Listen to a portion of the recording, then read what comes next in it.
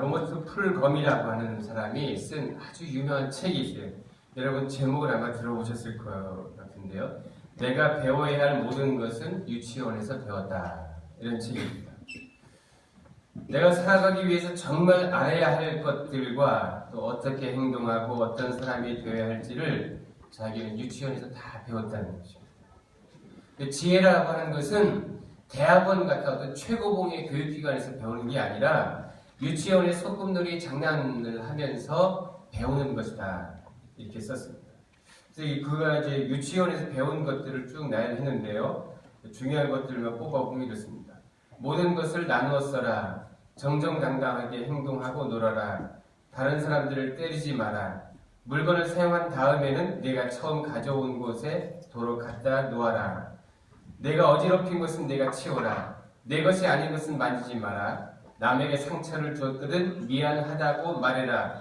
먹기 전에는 꼭 손을 씻어라. 균형 잡힌 삶을 살아라. 매일 뭔가를 배우고 뭔가 생각하고 그림을 그리고 노래를 부르고 춤을 추고 놀고 일하는 것을 빠뜨리지 마라. 이런 것들입니다. 그런데 이런 것들만 잘 배우고 습관을 들였다면 어느 곳에 가서도 사랑받고 다른 사람에게 호감을 주는 그런 삶을 살게 될 것입니다. 요즘 대부분이 유치원을 다니기 때문에 이런 것들을 유치원에서 배우지만 사실은 옛날에는 이런 것들을 다 어머니 무릎에서 다 배웠습니다. 그래서 교육학의 아버지인 코메니우스는 어머니 무릎 학교라고 말을 사용하면서 살아가는 데 있어서 가장 중요한 것을 배우는 학교다 이렇게 했습니다. 그러니까 모든 어머니들은 자녀들의 스승인 거예요. 그리고 자녀들은 제자예요. 좋은 스승을 만난 아이는 훌륭하게 자라서 사회에 유익한 일을 하고 또 스스로는 행복한 삶을 살게 될 것입니다. 그러나 잘못된 스승을 만난 어린이들은 평생을 상처와 구겨진 자존감을 가지고 힘든 삶을 살게 되는 것입니다. 어머니뿐만 아니라 아버지도 마찬가지죠. 아버지는 특히 아들의 스승입니다. 제자인 아들에게 따뜻하고 의지가 되고 삶의 모델이 되야 됩니다. 아버지와 아들의 관계처럼 어려운 것이 없어요. 요즘은 그 아버지 학교라는 게 생겨서 아버지 역할을 배우고 좋은 아버지가 되는 교육을 받기도 합니다. 그러나 대부분의 아버지들은 그런 것을 배운 적이 없어요. 자신들의 아버지가 하는 것을 보고 이렇게 하는 것이 아버지가 하는 것인가 보다 하고 그렇게 아버지 역할을 합니다. 요즘 딸바보 아빠라는 말이 유행합니다. 아빠들이 아들을 기르기를 부담스러워하고 귀여운 딸을 키우는 것을 선호합니다. 그런데 아버지 입장에서 진정한 보람은 아들을 잘 키우는 데 있습니다. 모든 부모들에게 제자가 있습니다. 많이 배운 부모든지 배운 것이 없는 부모든지 열심히 강의를 한 적도 없고 가르친 것이 없는 것 같이 보여도 삶을 통해서 자녀라는 제자를 키우고 있는 것입니다. 여러분 학교를 이렇게 쭉 다니잖아요. 특히 초등학교 같은데 6년을 다니다 보면 아주 좋은 담임 선생님을 만나기도 하고 또 어떤 학년에서는 불성실한 선생님을 만나기도 하고 이렇습니다.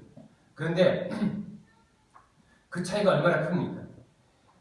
좋은 선생님 밑에서 1년 배운 게 평생에 도움이 되기도 하고요. 그리고 불성실한 선생님 밑에서 배우면 흉터처럼 안 좋은 삶에 안 좋은 흔적이 남습니다. 1년만 해도 또 학교에 잠시 가서 배우는 것만 해도 일평생을 두고 영향을 미치는데 하물며 먹고 자고 함께 생활하는 부모라는 스승을 잘 만난 사람과 또 잘못 만난 사람의 차이는 얼마나 크겠습니까? 부모에게 좋은 교육을 받지 못하면 그 사람의 인생이 얼마나 힘들고 고통스럽겠습니까? 오늘은 어버이 주일입니다만은 자녀들에게 효도하라는 말보다는 좋은 부모가 되기로 다짐하는 날이 되시길 바랍니다. 내가 우리 아이들의 유일한 인생의 스승이다. 내가 잘 가르쳐야 우리 아이가 행복하게 살 수 있다는 사실을 기억하시기 바랍니다. 요즘은 결혼할 때가 돼도 결혼을 못하고 또 결혼을 해도 아이를 못 낳고 아이를 낳아도 살기 바빠가지고 아이들의 좋은 스승이 되지 못하는 그런 일들이 우리나라에 참 있습니다. 마음이 아픈 일인데 그러다 보니까 외국에서 우리나라를 뭐라고 하냐면 인류 역사 최초의 인구 소멸 국가가 될 것이다. 이런 얘기를 해요. 그래서 아기를 안 낳아, 결혼을 안 하고 아기를 안 낳고 이래가지고 우리나라는 인구가 없어져서 역사 속에서 사라져 버릴 것이다. 이런 얘기죠. 우리가 삶에 있어서도 우리가 자신도 모르게 스승이 되고 제자를 가르치게 됩니다만은 신앙에 있어서도 우리는 스승이 되고 또 누군가를 제자로 삼아야 됩니다. 본문 말씀에 보면 가서 제자를 삼으라고 말씀하셨습니다. 그런데 예수님께서 하신 가장 중요한 당부의 말씀인데도 우리는 한 번도 제자를 삼아보려고 하지 않습니다. 여러분, 마지막 말이라는 게 얼마나 중요합니까? 사람마다 마지막에 하고 싶은 말이 있어요. 그래서 심지어는 사형수에게도 마지막으로 할 말이 있느냐, 그리고 그 마지막 말을 하게 합니다. 돌아가시기 직전에 마지막으로 말을 하죠. 유언이라고들 합니다. 그 유언은 반드시 지켜야 하는 아주 중요한 이야기입니다. 어떤 사람은 여러분 자녀에게 마지막 하고 싶은 말이 뭡니까? 돈 많이 벌어서 부자 되라고 하겠습니까? 아니면 수단 방법을 가리지 말고 꼭 성공하라 하겠습니까? 어떤 부모는 유언으로 절대로 보증 쓰지 마라 이런 얘기하고 갔다고 해요. 보증이 참 무섭긴 무서운 거예요. 그런데 여러분, 믿는 사람들은 자녀들에게 꼭 해야 할 말이 있습니다. 그것은 예수를 잘 믿으라는 말이죠. 신앙의 유산을 남겨주고 가야 됩니다. 오늘 본문 말씀은 예수님이 제자들을 두고 마지막 말을 남기고 있습니다. 예수님이 남긴 마지막 말이 뭡니까? 가서 제자를 삼으라는 것입니다. 여러분의 제자가 있습니까? 신앙의 제자 말입니다. 성도는 제자가 있어야 돼요. 세례를 받은 교인이라고 하면 적어도 여러분의 제자가 있어야 합니다. 세례 받았다는 것은 적어도 주님을 따르겠다고 신앙 고백을 한 사람이기 때문에 예수님께서 우리에게 주신 마지막 말씀인 가서 제자를 삼으라는 말씀을 꼭 지켜야 하는 것입니다.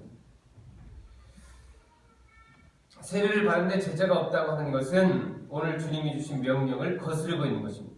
그런데도 우리는 주님이 당부하신 말씀 가운데서 가장 중요한 당부의 말씀인 가서 제자를 삼으라는 말을 귓등으로도 듣지 않습니다. 그런 것은 신학을 전문적으로 공부한 목사님들이나 목회자들이 하는 일이다. 아니면 성경을 체계적으로 배운 사람들이나 하는 일이지, 내가 누구를 제자를 삼아서 뭘 가르치나, 나도 모르는데 뭘 가르치나, 이런 생각을 하게 됩니다. 그래서 아예 제자 삼으라는 말씀은 나와는 상관이 없는 말씀이다, 이렇게 생각하는 사람들이 많이 있습니다. 그런데 오늘 본문에서 우리 주님이 말씀하시는 것은 수천 명, 수만 명 군중을 놓고 말씀하시는 게 아니라 11명의 제자를 놓고 하신 말씀입니다. 그런데 이 11명의 제자지만 이 11명의 제자를 놓고 우리 주님은 비전을 가지고 있는 거예요. 이 11명의 제자들이 가서 제자를 삼으면 11명이 수백 명이 되고 수천 명이 되고 수만 명이 되고 온 인류가 예수님의 제자가 될 것을 우리 주님께서는 보시는 거예요. 이것이 예수님께서 보신 비전인 것입니다. 가서 제자 삼으라. 이웃으로 가서, 이 도시에 가서, 또 나가서 모든 족속으로 제자를 삼으라고 우리 주님께서 명령하셨습니다. 모든 민족으로 이 말씀 속에 세계를 향한 주님의 비전이 있습니다. 온 세계가 복음화되는 것을 우리 주님은 11명의 제자를 놓고 보십니다. 그러니까 11명의 제자가 나가면 온 인류가 예수님의 제자가 될 것을 보는 것입니다. 그러니까 여러분, 내가 한 사람의 제자를 삼으면 이것을 통해서, 이 제자를 통해서 곧 100명, 200명, 몇천 명의 제자가 되고 복음이 전파되는 것입니다. 본문으로 들어가서 말씀을 정리해보면 19절에 너희는 가서 모든 민족을 제자로 삼아 아버지와 아들과 성령의 이름으로 세례를 베풀고 내가 너희에게 분부한 모든 것을 가르쳐 지키게 하라. 볼지라 내가 세상 끝날까지 너희와 항상 함께 있으리라. 이렇게 말씀했습니다. 너희는 누구냐면 여러분과 여기에 있는 모든 어린아이로부터 시작해서 노인에 이르기까지 모두에게 우리 주님께서는 명령하신 말씀입니다. 한 사람도 빠질 수가 없어요. 예수 믿는 사람이면, 하나님의 자녀이면 모두가 다 이 명령에 해당되는 말씀입니다. 그래서 전도는 총동원입니다. 전도는 언제나 총동원이 돼요.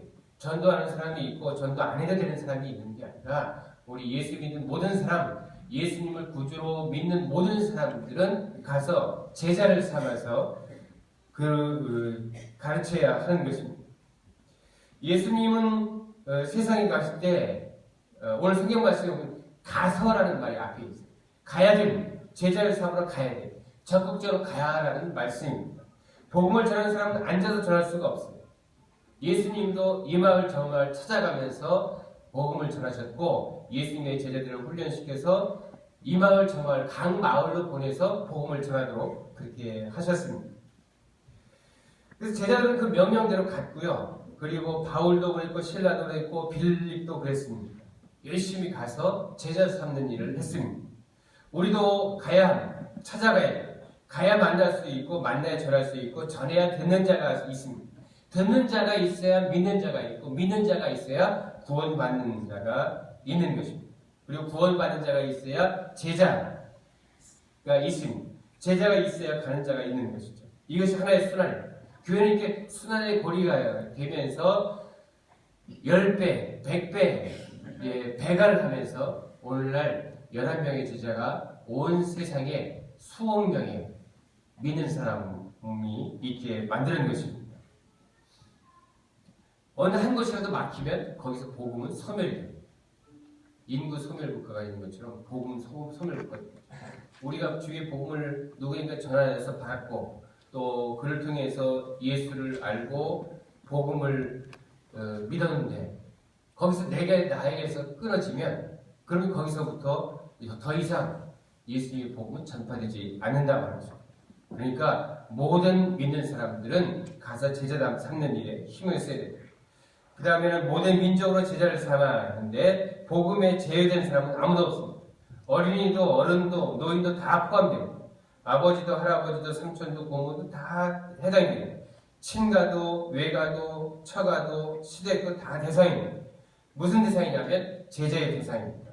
제자를 삼다는 말은 마테튜오라는 말을 번역한 것인데요. 가르친다는 뜻입니다. 무엇을 가르칩니까? 복음을 가르치는 예수 그리스도를 가르치는 것입니다. 그리고 이쯤에 오면 다들 걱정을 합니다. 내가 뭘 아는 것이 있어야 가르치지. 뭘 아는 것이 있어야 제자를 삼지. 나 같은 사람이 제자 되는 사람은 무식쟁이가 될 텐데 어떻게 제자를 삼나 이런 생각을 합니다. 나는 스승이 되어서 제자를 가르칠 자격이 안 된다. 아는 것이 없다. 나 같은 것이 어떻게 제자를 삼을까? 이래서 망설이게 됩니다.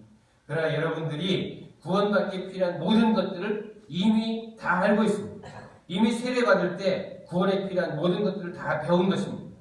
마치 살아가는 데 필요한 모든 것들을 유치원에서 배우고 어머니 무릎 위에서 배운 것처럼 여러분들 다 알고 있고 알고 있다는 말씀입니다. 여러분 진짜 알고 있는지 한번 물어볼까요? 세상은 누가 창조했어요? 하나님. 하나님은 몇 분이십니까? 한 분. 그거 봐요. 다 알잖아요. 자, 그럼 좀 더 어려운 거 물어볼까요? 사람은 타락을 했어요. 무슨 죄를 지었죠? 선악과. 이거 좀 어려운 거 나오니까 대답이 안 나오네. 예, 하나님 먹지 말라는 선악과를 먹었죠. 그래서 인류에게 죄가 들어왔어요. 그래서 죄 때문에 모든 인류를 멸망할 수밖에 없게 됐잖아요. 네. 그래서 예수님은 독생자 예수님을 보내주셨습니다. 예수님이 왜 이 땅에 오셨을까요? 우리를 구원하시려. 이 땅에 오신 이유는 나와 모든 인류를 구원하시기 위해서 오셨어요. 예수님이 십자가에 왜 달려 돌아가셨죠? 우리의 죄를 대신해 돌아. 네, 나와 우리의 죄를 대속하시기 위해서 전하십니다. 그래서 예수를 믿으면 죄사함 받고 하나님의 자녀가 되고 구원을 받습니다. 여러분 우리는 왜 예수를 믿습니까? 구원받기 위해서 믿습니다. 이게 다 이제 세례 받으신 분들은 다 배우고 또 문답 때 묻는 겁니다. 십자가에 달려 들어가신 예수님은 어떻게 되셨어요? 사흘 만에 부활. 네, 사흘 만에 부활하셨죠. 부활하신 예수님은 제자들을 하여금 부활의 사실을 믿게 하셨고 그리고 하나님 나라를 가르쳤어요. 그리고 어떻게 하셨어요? 승천하셨죠. 승천하시면서 무엇을 약속하냐면 성령을 보내실 것을 약속하셨고 다시 오시겠다고 약속했어요. 예수님이 재림하실 때까지 우리가 살 수도 있지만 그 전에 죽어서 우리의 영이 하나님 앞에 가서 하나님 나라에 가서 영생을 누리게 됩니다. 또 성령께서 우리 주님께서 성령을 보내주시겠다 약속했는데 성령이 오셨습니까? 안 오셨습니까? 오셨어요. 네, 조금 있어 성령 강림주인데 성령께서 이때 오셨습니다. 성령께서 하시는 일은 무엇입니까? 예수님의 구원의 사역을 믿게 합니다. 그리고 예수님께서 하신 모든 일들을 진리를 깨달아 알게 하고 그리고 우리의 마음을 감동 감화시켜서 주님의 일을 기쁘게 하고 또 주님께서 원하신 일들을 마음에 소원을 두고 행하게 하시고 우리 기쁨으로 주님께서 봉사하게 하십니다. 이런 정도는 우리가 이미 다 문답 때 세례문답 때 배우고 익히 아는 사실인데 이게 믿음의 핵심이에요. 왜 이것만 알면 구원을 받습니다. 나는 하나님께서 나를 창조하셨는데 내가 죄 때문에 멸망할 수밖에 없는데 예수님이 나를 구원하시기 이 땅에 오셨고 내 죄를 대신해 십자가에 못 박혀 돌아가셨고 그래서 누구든지 예수를 믿기만 하면 멸망치 않고 영생을 받는다는 거죠. 여러분 모르는 사람 있습니까? 모르는 분 있으면 저한테 배워주세요.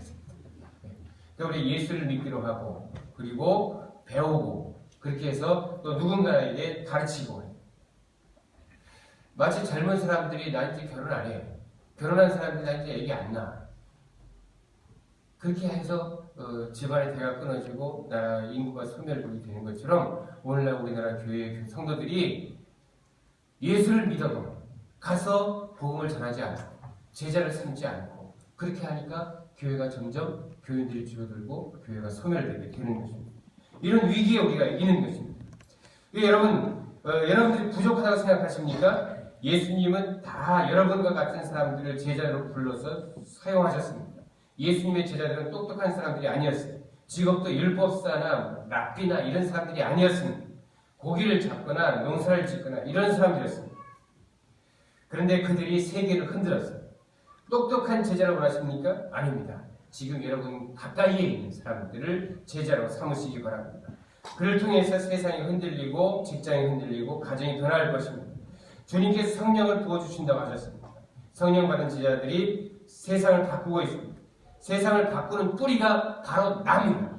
나에게까지 이 세상을 바꿀 수 있는 사명과 능력과 그리고 차례가 옵니다.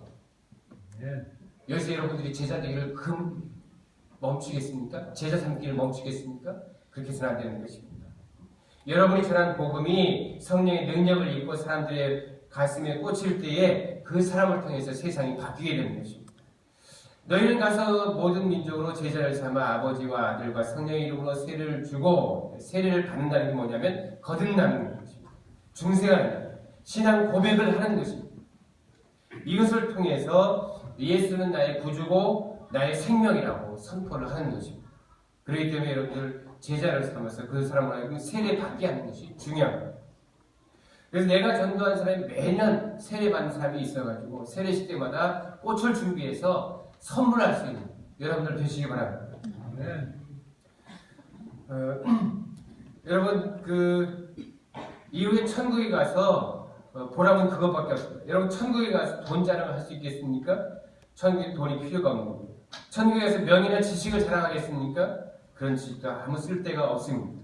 하지만 내가 이 땅에 있는 동안 많은 사람을 제자 삼아서 주님 앞으로 인도하고 그를 구원받게 하고 그가 다시 나가서 제자를 삼게 하고 그래서 복음이 널리 퍼지게 하는 것은 우리 하나님 나라에 가서 박수를 받고 상급을 받는 아주 소중한 일인 것입니다. 그 다음에 가르쳐 지키게 하라고 말씀했어요. 가르친다는 뭐냐면 달달 외우게 하는 게 아닙니다. 지식으로 아는 것을 가르친다고 할 수가 없어요. 가르친다는 것은 행동을 하게 하는 거예요. 우리나라 교육이 이상하게 아는 것에만 치중하고 있어요. 머릿속에 많은 지식을 담는 것, 그게 교육이라고 생각하고 그게 공부의 전부라고 생각합니다. 그렇지 않습니다. 그래서 우리나라에서 교육이 방향이 바뀌었어요. 그전에는 많은 것을 가르치는 교육이라고 하면 이제는 역량 강화. 이 사람들이 지식이 필요해? 그럼 지식을 구할 수 있는 방법이 있습니다. 지금도 어디서나 모르는 거 있으면 바로 스마트폰을 검색하면 바로 알죠. 이런 것처럼 이게 이제 누가 더 많이 아냐가 중요한 게 아니라 자기의 필요한 지식을 누가 더 빨리 얻을 수 있느냐 능력이 필요합니다. 어떤 문제를 닥쳤을 때 이런 문제를 어떻게 하면 해결되지? 뭐 방법을 찾아서 문제를 해결할 수 있는 능력 이런 것들을 강화시키는 거죠. 그러니까 우리가 제자를 삼는다는 것은 아까 말씀한 그런 요 몇 가지를 달달 외우는 게 중요한 게 아니라 우리 주님께서 우리에게 가르쳐서 분부한 모든 것들을 지켜 행하게 하는 것이 필요합니다. 그래서 내가 모범이 되고 또 나를 보고 나의 제자되는 사람이 그와 같은 신앙생활을 해서 우리 주님 앞에 사랑받고 칭찬받고 복을 받도록 만드는 것, 그것이 가르쳐 지키게 하는 것입니다. 그러면서 우리 주님께서는 마지막으로 뭐라고 말씀하셨냐면 볼지어다 세상 끝날까지 내가 너희와 항상 함께하리라 이렇게 말씀했습니다. 내게 주신 사명, 가서 제자를 삼고 그들을 가르쳐 지키게 하고 세례를 받게 하는 이런 것들이 사실 쉬운 일이 아닌데 우리 주님께서 함께 하시겠다고 말씀하셨어요. 그러니까 우리는 주님의 능력을 믿고 가서 주의 복을 부지런히 전하는 우리 주님의 능력이 말씀 가운데 역사하셔서 그런 일들이 일어나게 되는 것입니다. 여러분 나만 보면 아는 것이 없고 능력이 없고 부족하고 투성이지만 우리 주님께서 감당하게 하시겠다고 말씀하셨고 나와 함께 하시겠다고 말씀하셨기 때문에 그 말씀에 의지해서 나가서 담대하게 가서 제자를 삼고 가르쳐 지키고 세를 받게 하는 것입니다. 여러분 어버이날 우리가 어버이가 부모님이 계셔서 그래서 오늘 내가 있는 것처럼 여러분들은 신앙의 어버이가 되고 또 신앙의 스승이 되어서 가서 제자를 삼고 그들을 주님 앞으로 인도하고 하나님의 자녀로 만들어서 주의 복음이 여러분들을 통해서 땅 끝까지 전파되는 놀라운 역사가 있으시기를 주님의 이름으로 축원합니다. 아멘. 기도하시겠습니다.